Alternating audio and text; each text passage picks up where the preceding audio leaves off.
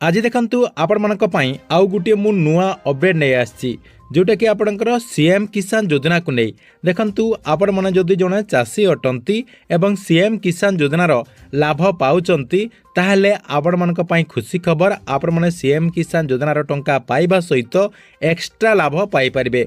आपण मानक सरकार को तरफरु आहुरी बहुत सारा जहा कि लाभ दिया जिवो आपण माने जहा कि आहुरी बहुत सारा लाभ पाई परिबे। से ने राज्य सरकार को तरफरु सबु चाषी भाई मानक पई व्यवस्था करा जायछि आपण माने सीएम किसान सहित एई सबु लाभ मध्य पाई परिबे। तेबे चाषी भाई मानक पई सरकार को तरफरु सीएम किसान योजनार लाभ सहित आउ केउ सबु लाभ रहिछि एवं आपण माने केमिति एई सबु लाभ गुडिक पाई परिबे एवं कोन सबु अपडेट गुडिक रहिछि एवं आपण मानकु एई सबु लाभ पाइबा पई हेले कोन सबु करिबा पई पड़िबो आपण मानकु मु एई वीडियो माध्यम रे पूरा डिटेल जनदेवी जहाँकि आपण मैंने भिडटी को शेष पर्यंत देखला परे पीएम किसान योजना अधीन में वर्ष को 4000 टंका ता सहित अन्यान्य लाभ मध्य पाई परिबे। सेतिपई भिडटी को बिना स्किप करके शेष पर्यंत देखंतु।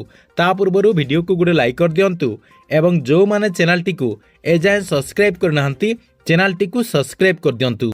प्रथम देखंतु आपण माने समस्ते जानिचंती राज्य सरकार तरफ सीएम किसान योजना अधीन जो टंकाटी दिया जाउची जो माने क्षुद्र चाषी एवं नाममात्र चाषी ता सहित भूमिहीन चाषी को सरकार तरफ वर्ष को यही योजना अधीन जहाँकि 4000 टंका दिया जाउची। आपणकर क्षुद्र चाषी एवं नाममात्र चाषी को वर्ष को 4000 टंका मिलुची एवं जो माने भूमिहीन चाषी रही से जहाँकि सरकार तरफ 12500 टंका दि जाऊँगी जहाँकि आपण मैंने समस्ते यहीटा जहाँकि जानते एवं आपण मैंने वर्ष को जहाँकि दुईटा किस्ती आपणकर गोटे अक्षय तृतीय एवं आउ गोटे किस्ती आपणकर नुआखाई अवसर में टंका मध्य पाउचंती। एबे किंतु देखंतु जो चाषी भाई माने सीएम किसान योजना अधीन में टंका पाउचंती आपण मानकु वर्ष को 4000 टंका मिलिबा सहित आहुरी मध्य बहुत सारा जहाँकि लाभ रही आपण मैंने से लाभ गुड़िक उठे पारना। देखंतु किछि चाषी जहाँकि यार लाभ उठाउचंती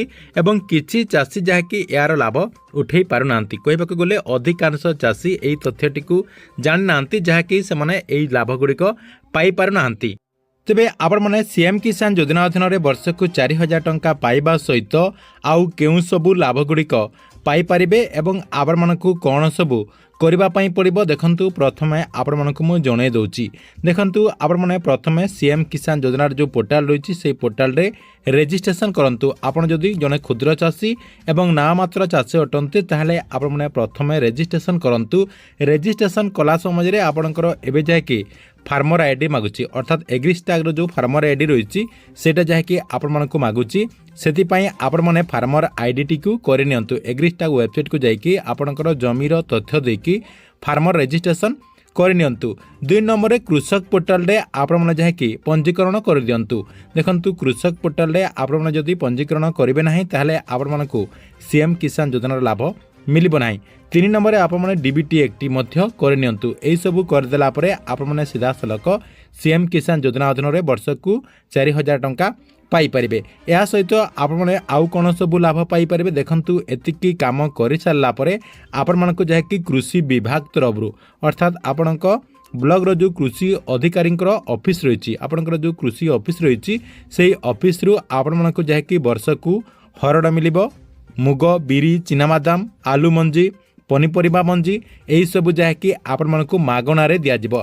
आपण माने जहाँकि मागणारे यही सबू मंजीटी पाई परिबे। सेतिपई सरकार तरफरु सबू व्यवस्था रही आपण माने केवल आपणकर जो कृषि अधिकारी रहिचंती आपणक ब्लॉक रो जो कृषि अधिकारी रहिचंती किंबा आपणक पंचायत रो जे भी कृषि अधिकारी रहिचंती तांको सहित जोगाजोग करिबा पई पड़िबो। तांको सहित जोगाजोग करिकि आपण मानकु यार लाभ उठेबा पई पड़िबो। काहेकि ना बहुत सारा चाषी जहाँकि यार लाभ पाउचंती आपण माने जेहेतु एई तथ्यटी को जानि नाहंती एई सब सुविधा रहिछि बोली आपण माने जानि नाहंती सेतिपई यार लाभटी को पाई पारुना। सेतिपई एई सबु लाभ पाइबा पई हेले आपणक पंचायत जो कृषि अधिकारी रहिचंती तांकु जहाँकि आपण माने जोगाजोग करंतु। जोगाजोग कला परे आपण मानकु जहाँकि हरड़ मिलिबो मुग मिलिबो बिरी मिलिबो चिनाबादाम मिलिबो।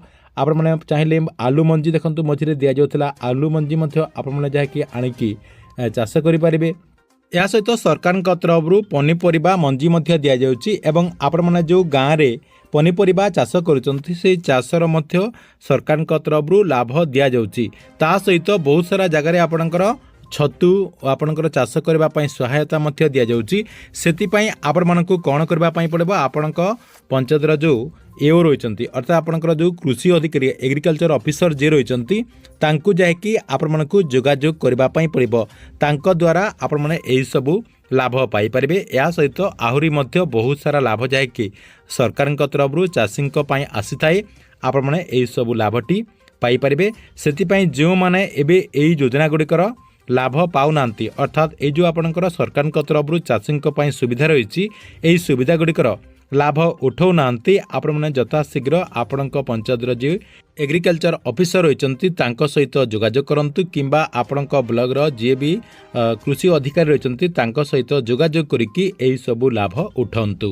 ଠିକ୍ ଅଛି, ଏଥିଲା ଆପଣମାନଙ୍କ ପାଇଁ ବହୁତ ବଡ଼ ଗୋଟିଏ ଅପଡେଟ୍। ଆପଣମାନଙ୍କୁ ଭିଡ଼ିଓଟି କେମିତି ଲାଗିଲା କମେଣ୍ଟ ବକ୍ସରେ ନିଶ୍ଚୟ ଗୋଟେ କମେଣ୍ଟ କରନ୍ତୁ ଏବଂ ପ୍ରତ୍ୟେକ ଦିନ ଗଭର୍ଣ୍ଣମେଣ୍ଟର ନୂଆ ନୂଆ ଯୋଜନା ଗୁଡ଼ିକର ଇନଫର୍ମେସନ୍ ଗୁଡ଼ିକ ଜାଣିବା ପାଇଁ ଚାହୁଁଥିଲେ ଆମର ଏଇ ଯେଉଁ ଚ୍ୟାନେଲ୍ ରହିଛି ଏହି ଚ୍ୟାନେଲ୍ଟିକୁ ସବସ୍କ୍ରାଇବ୍ କରିକି ରେଗୁଲାରଲି ଦେଖୁଥାନ୍ତୁ।